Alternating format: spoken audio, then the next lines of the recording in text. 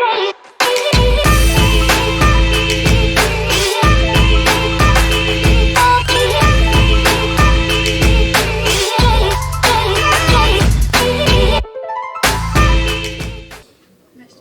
hello, yeah. This is Lewis Hart for Boxing Social in association with Empire Fight Store and William Hill. Delighted today to be joined with Raven Chapman. We're back out York Hall this Friday. How are you feeling? Another fight, another outing? Yeah, feeling good. It's nice to be in London. It's a bit more local for me. I've had quite a few up north and obviously one in Dubai. So yeah, just nice to have a nice local one. Got a lot of fans coming down. So yeah, excited to get back in the ring as well. Feels like I've had a few months out. So yeah, just looking forward to getting back in there. With your preparation, you saying they're local ones. Do you think it? I know, like sort of fight week you're here anyway, but do you think it really matters in a way, sort of for yourself, where you're fighting in Telford and compared to like London? Does it really make much of a difference? You say in terms of the whole experience? Not really. Sometimes, going away somewhere different makes the experience a bit more. I think in terms of it being local, it means you can get, more of my local supporters come down, and obviously trying to expect people to constantly go up north is a bit of you've got to pay for travel, hotel, everything else and the ticket. So it's nice that it's a nice local one just for the people that really do want to come and see me and always make that effort to come. So sold a lot of tickets as well when it's local. But yeah, it's nice. Obviously, I fought at York Hall a few times, had my Queensberry debut at York Hall as well. So just a good omen for me being back here. Absolutely, definitely a good omen for the omen. But fighting at York Hall is so like iconic of British boxing, and everyone Dev was really hyping out there. So it must be a good experience Queensberry keep getting you out there and keep getting active, which is obviously the most important thing for you, which you will be keeping on fighting. Yeah, definitely, and I think it's going to be a really exciting card as well. 4 title fights on there. I think Dennis v Baluta is going to be a real good fight as well. So I'm really excited to just obviously getting my fight done and watching the rest of the Queensberry boys do their thing too. So yeah. Well, we'll sort of get onto yourself in your division. Mentioned that you're number 6 ranked on BoxRec. So you're really within touching distance for big world titles now, and we see sort of Amanda Serrano at the top of the tree holding all the belts. Do you prefer it in a way where you've got someone like Serrano who she's the clear number 1 in the division, so there's only one person you really have to go after, because there's obviously all sort of other fighters, but in other divisions who the belts are scattered, but where they're only held in one, it's easy, you only got one person to look at. So do you prefer it like that in a way?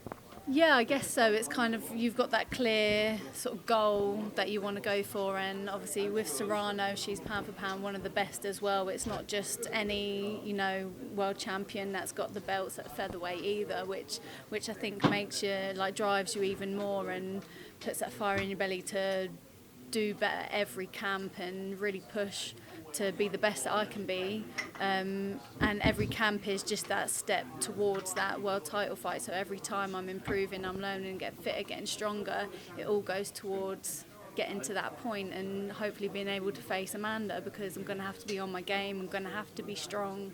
So yeah, I'm going to need all the tools when I do finally get there, which hopefully I do. How big do you think that could be with yourself and Amanda, where you're sort of friends now, but that friendship rivalry can almost be the most strongest ones, because where it's not built on hatred and that, it's built with respect out of each other. So it's almost a better rivalry, and it's like when that time does come that you want to fight her, it's important that you've made it's there and you're ready for it. Yeah, 100%. I think, especially like you say, it's built off respect. Serrano's been a great champion. And will always be remembered as a great champion. So like I say, having that as the ultimate goal is amazing to have, having that route, having that drive to get that stepping stone every time to get there, and yeah, when you're fighting someone who you respect like that, it can really bring out the best in the fighter. And you look at your division, especially featherweight, in the UK there's guys like Karriss Artingstall, Skye Nicholson, and yourself included in that. So is it good to have these names as well, so in the future you can build up for massive fights like with the 2 names that I've just mentioned? I know you've met before in the amateurs, so there's always history there already. Yeah, exactly.